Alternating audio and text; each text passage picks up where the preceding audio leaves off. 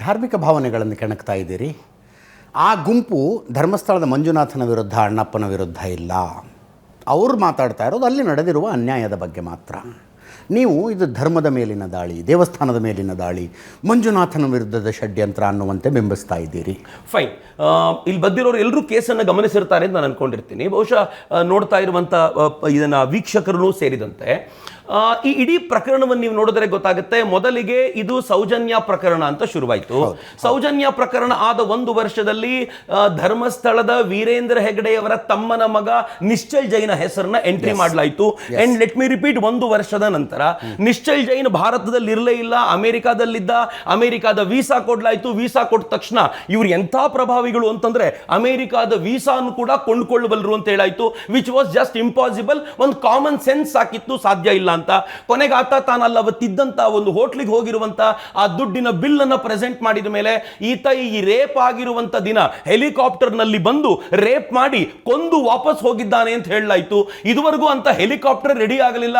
ಅಮೆರಿಕಾದಿಂದ ಧರ್ಮಸ್ಥಳಕ್ಕೆ ಕರ್ಕೊಂಡು ಬರುವಂತ ಹೆಲಿಕಾಪ್ಟರ್ ಅಷ್ಟು ಫ್ಯೂಯಲ್ ಕಂಟೈನರ್ ಇರಬಹುದಾಗಿರುವಂತದ್ದು ಹೆಲಿಕಾಪ್ಟರ್ ಬಂದಿಲ್ಲ. ಕಾಮನ್ ಸೆನ್ಸ್ ಇರಲಿಲ್ಲ. ಅದಾದ್ಮೇಲೆ ಏನ್ ಮಾಡಿದ್ರು, ಕಾಲಕ್ರಮದಲ್ಲಿ ಅವ್ರನ್ನ ಬಿಟ್ಟರು. ಧರ್ಮಸ್ಥಳದ ವೀರೇಂದ್ರ ಹೆಗಡೆ ಅವರ ತಮ್ಮನ ಮೇಲೆ ಕೈ ಮಾಡಲಾಯಿತು. ತಮ್ಮನ ಮೇಲೆ ಕೈ ಮಾಡಿದ್ದಾದ್ರೂ ಹೇಗೆ, ಇತ್ತೀಚೆಗೆ ಹೋರಾಟಗಾರನೊಬ್ಬ ಮಾತಾಡ್ತಾ ಅವರ ತಮ್ಮನ ಬಗ್ಗೆ ಅತ್ಯಂತ ಕೆಟ್ಟ ಪದಗಳನ್ನ ಬಳಸಿದ. ಆಯ್ತು ಬಿಡಿ, 2ನೇ ಹಂತಕ್ಕೆ ತಗೊಂಡು ಬಂದ್ರು. 3ನೇ ಹಂತ ಈಗ ಅವ್ರು ಏನ್ ಮಾಡಿದ್ರು ಅಂತಂದ್ರೆ, ಕಾವಂದರು ಅಂತ ಏನ್ ಅಲ್ಲಿನ ಜನ ಗೌರವದಿಂದ ಕರೀತಾರೋ ಅದನ್ನ ಕಾಮಾಂಧರು ಅಂತ ಕರೆದ್ರು. ಅವರನ್ನ ನಿಧಾನವಾಗಿ ಅವರನ್ನೇ ತಂದು ನಿಲ್ಲಿಸಿ ಇಡೀ ಧರ್ಮಸ್ಥಳವೇ ಸರಿ ಇಲ್ಲ ಅಂತ ಹೇಳುವಂತ ಪ್ರಯತ್ನ ಮಾಡಿದ್ರು. ಇಷ್ಟಕ್ಕೆ ಸುಮ್ಮನಾಗ್ತಿರ್ಲಿಲ್ಲ. ಸ್ವತಃ ಮಟ್ಟಣ್ಣ ಏನು ತಿಮ್ಮರೋಡಿ ಏನ್ ಹೇಳಿದ್ರು ಅಂತಂದ್ರೆ, ಬುಲ್ಡೋಸರ್ ನುಗ್ಗಿಸಿ ಧರ್ಮಸ್ಥಳಕ್ಕೆ ಅಂತ. ನೀವು ಇತ್ತೀಚೆಗೆ ಬಂದ, ನನ್ನ ಹೆಸರು ಮರ್ತೆ, ಮ್ಯಾಜಿಕ್ ಅಜ್ಜಿ ಅಂತ ಆಕೆಗೆ ಒಂದು ಹೆಸರು ಬಂದಿದೆಯಲ್ಲ, ಈ ಮ್ಯಾಜಿಕ್ ಅಜ್ಜಿ ಸುಜಾತಾ ಭಟ್ರು. ಈಕೆ ಆರಂಭದ ವಿಡಿಯೋ ಒಂದು ಪ್ರಾಬಬಲಿ ಒಂದು ಯುನೈಟೆಡ್ ಮೀಡಿಯಾನೋ ಯಾವುದೋ ಮೀಡಿಯಾ, ನಾನು ಡೀಟೇಲ್ ಆಗಿ ಡಿಕೋಡ್ ಮಾಡ್ತೀನಿ ಪ್ರತಿಯೊಂದನ್ನು ಈ ಉದ್ದಕ್ಕೂ ಕೂಡ. ಆಕೆಯಲ್ಲಿ ಮಾತನಾಡ್ತಾ ಏನು ಹೇಳಿದ್ರು, ಧರ್ಮಸ್ಥಳಕ್ಕೆ ಯಾಕೆ ಕಲ್ಲೊಡೆಯೋದಿಲ್ಲ ನೀವು, ಬನ್ನಿ ಕಲ್ಲೊಡಿರಿ, ಧರ್ಮಸ್ಥಳಕ್ಕೆ ಹೊಡಿರಿ, ದಾಳಿ ಮಾಡಿ ಧರ್ಮಸ್ಥಳಕ್ಕೆ. ಯಾವ ಸಮೀರ್ನ ವಿಡಿಯೋ ಮಾತಾಡ್ತಿದೀವಲ್ಲ ನಾವು, ಪ್ರಾಬಬಲಿ 2ನೇದು ಅಥವಾ 3ನೇ ವಿಡಿಯೋದಲ್ಲಿ ಸಮೀರ್ ಹೇಳ್ತಾನೆ, ಎಲ್ಲರೂ ಬನ್ನಿ, ರೊಚ್ಚಿಗೆ ಹೇಳಬೇಕು, ನಿಮ್ ರಕ್ತ ಕುದಿಯೋದಿಲ್ವಾ, ಇಷ್ಟು ಜನ 1000 ಹೆಣ್ಣು ಮಕ್ಕಳ ಅತ್ಯಾಚಾರ, 1000 ಹೆಣ್ಣು ಮಕ್ಕಳನ್ನ ಹೂತು ಹಾಕಿದ್ದಾರೆ ಅಂತ ಅವನು ಹೇಳ್ತಾನಲ್ಲ. ಹೇಳುವಾಗ ಹೇಳ್ತಾನೆ, ನಿಮ್ ರಕ್ತ ಕುದಿಯೋದಿಲ್ವಾ, ಬೀದಿಗೆ ಬನ್ನಿ, ಎಲ್ಲ ಕಡೆಯಿಂದ ಹೊರಗೆ ಬನ್ನಿ. ಯಾವುದರ ವಿರುದ್ಧ? ಧರ್ಮಸ್ಥಳದ ವಿರುದ್ಧ. ಅಂದ್ರೆ ಈ ಹೋರಾಟಗಾರರ ಅಷ್ಟು ಉದ್ದೇಶ ಏನಿದೆಯಲ್ಲ, ಅದು ಯಾವುದೋ ಒಂದು ಹೆಣ್ಣು ಮಗಳಿಗೆ ನ್ಯಾಯ ಕೊಡಿಸುವ ಪ್ರಕರಣ ಅಲ್ಲ. ಒಂದು ಸಣ್ಣ ಸ್ಟಿಂಗ್ ಆಪರೇಷನ್ ಬಂತು.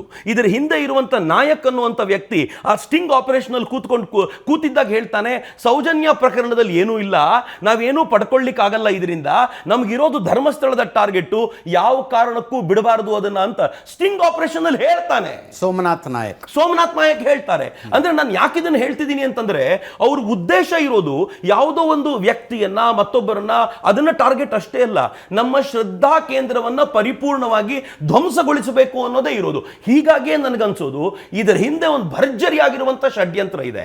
ಆ ಷಡ್ಯಂತ್ರವನ್ನು ಹೊರಗೆ ತರಬೇಕು ಅಂತ. ನನಗೆ ಯಾರೋ ಕೇಳಿದ್ರು, ಒಂದು ಹೆಣ್ಣು ಮಗಳಿಗೆ ನ್ಯಾಯ ಕೇಳೋದೇ ತಪ್ಪಾ? ನಂಗೆ ಗೊತ್ತು, ಇಲ್ಲಿರೋ ಬಹಳ ಜನ ಕೇಳ್ತಾರೆ.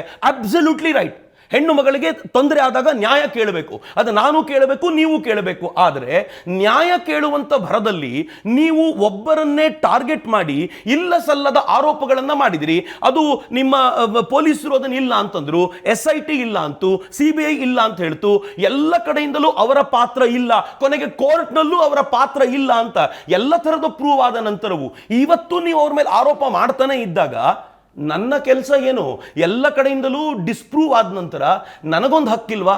ನನ್ನ ಮೇಲೆ ಇಷ್ಟು ದಿನಗಳ ಕಾಲ ಇಷ್ಟು ದಾಳಿ ಮಾಡಿದವರು, ಇವ್ರ ಹಿಂದೆ ಇರೋರು ಯಾರು ಅಂತ ನನಗೂ ತಿಳ್ಕೊಳ್ಬೇಕಾಗಿದೆ. ದಯಮಾಡಿ ಒಂದು SIT ಮಾಡಿ ಇವರ ಹಿಂದಿನ ಷಡ್ಯಂತ್ರ ಏನು ಅಂತ ಜಗತ್ತಿಗೆ ಗೊತ್ತಾಗುವಂತೆ ಮಾಡಿ ಅಂತ ಕೇಳುವ ಹಕ್ಕು ನನಗಿಲ್ವಾ? ನಾನು ಕೇಳಬಾರ್ದಾ?